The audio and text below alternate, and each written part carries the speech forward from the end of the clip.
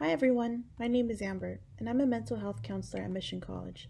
Today I'll be talking about healthy, unhealthy, and proactive coping skills. So, what are coping skills? Coping skills help you tolerate, minimize, and deal with stressful situations. Managing your stress well can help you feel better physically and psychologically, and it can impact your ability to perform your best.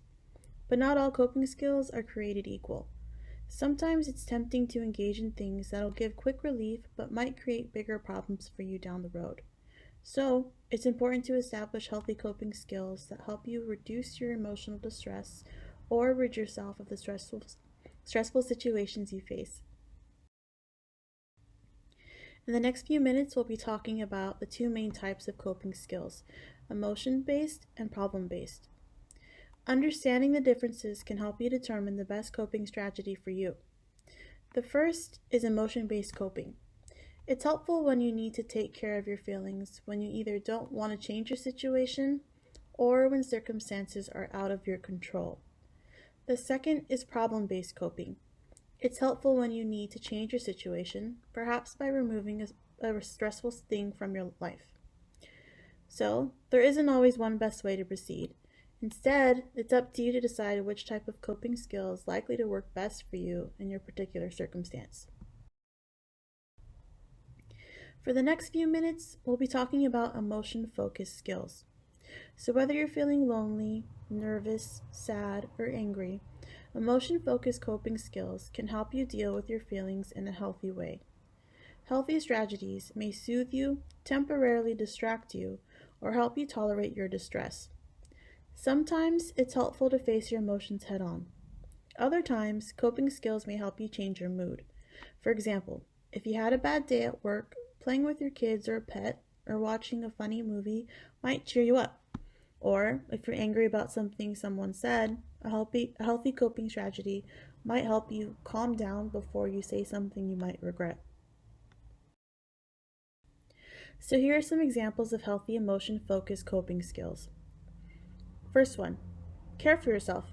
Put on lotion that smells good. Spend time in nature. Take a shower or bath. Drink tea or take care of your body in a way that makes you feel good. Engage in a hobby.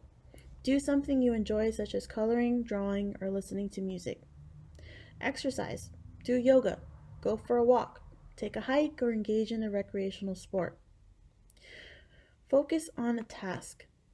Clean the house, or a closet, or a drawer, or a specific area. Cook a meal. Garden or read a book. Practice mindfulness. List the things you feel grateful for. Meditate. Picture your happy place, or look at pictures to remind you of the people, places, and things that bring joy. Use relaxation techniques. Play with a pet. Practice breathing exercises. Squeeze a stress ball. Use a relaxation app. Enjoy aromatherapy. Try progressive muscle relaxation, or write in a journal. So now we're moving on to problem-focused coping skills. So there's many ways you might decide to tackle a problem head on and eliminate the source of your stress. In some cases, that may mean changing your behavior or creating a plan that helps you know what action you're going to take. In other situations, problem-focused coping may involve more drastic measures, like changing jobs or ending relationships. So here are some examples of healthy problem-focused coping skills. 1. Ask for support from a friend or professional. 2. Create a to-do list.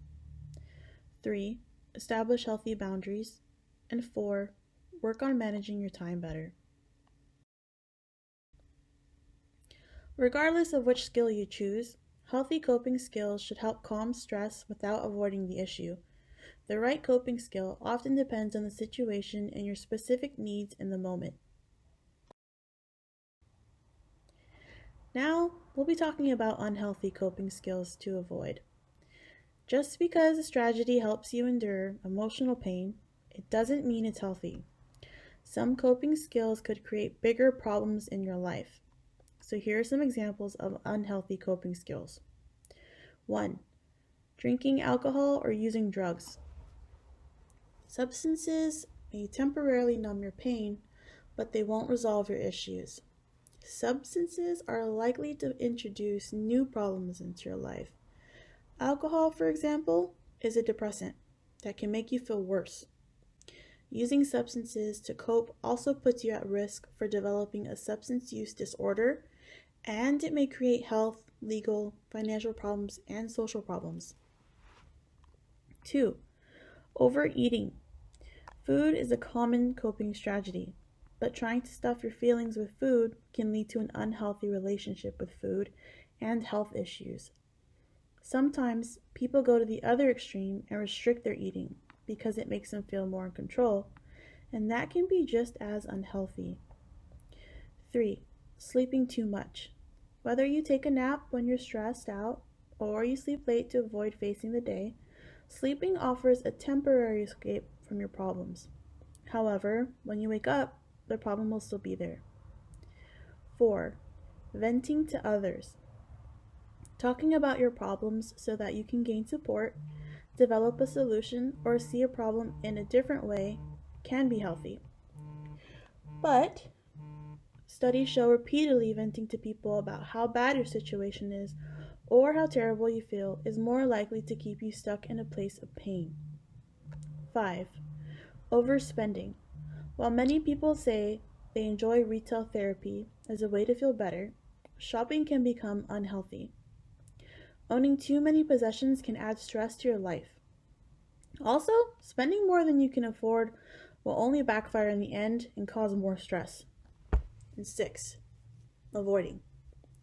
Even if healthy coping strategies can become unhealthy, even if you're using them to avoid the problem. For example, if you're stressed out about your financial situation, you might be tempted to spend time with friends or watch TV because that's less anxiety provoking than creating a budget. But if you never resolve your financial problems, your coping strategies are only masking the problem. So, coping skills are usually discussed as a reactive strategy. When you feel bad, you do something to cope. But research shows that proactive coping strategies can be an effective way to manage the future obstacles you're likely to face. Proactive coping can also be used to help people deal with unexpected life changes, such as major change in health. So, if you're facing a stressful life event or you've undergone a major change, try planning ahead. Consider the skills you can use to cope with challenges you're likely to face. When you have a toolbox ready to go, you'll know what to do. Okay, so after learning about the two types of coping skills, find what works for you. The coping strategies that work for someone else might not work for you. Going for a walk might help your partner calm down, but you might find that going for a walk when you're angry causes you to think more about why you're mad, and it fuels your angry feelings. So, you might decide to watch a funny video instead. You might find that certain coping strategies work best for specific issues or emotions. When it comes to coping skills, there's always room for improvement. So, assess what other tools and resources you can use and consider how you might continue to sharpen your skills in the future. It's important to develop your own toolkit of coping skills that you'll find useful. You may need to experiment with a variety of coping strategies to help you discover which ones work best for you. And lastly, healthy coping skills can help protect you from distress and face problems before they become more serious. By understanding the two main types of coping skills, you can better select strategies that are suited to different types of stress. If you are struggling to practice healthy coping skills or find yourself relying on unhealthy ones, talking to a mental health professional can be helpful. A therapist can work with you to develop new skills that will serve your mental well-being for years to come. And if you're a Mission College student and you're looking for support, please don't hesitate to reach out to us. Thank you. Take care.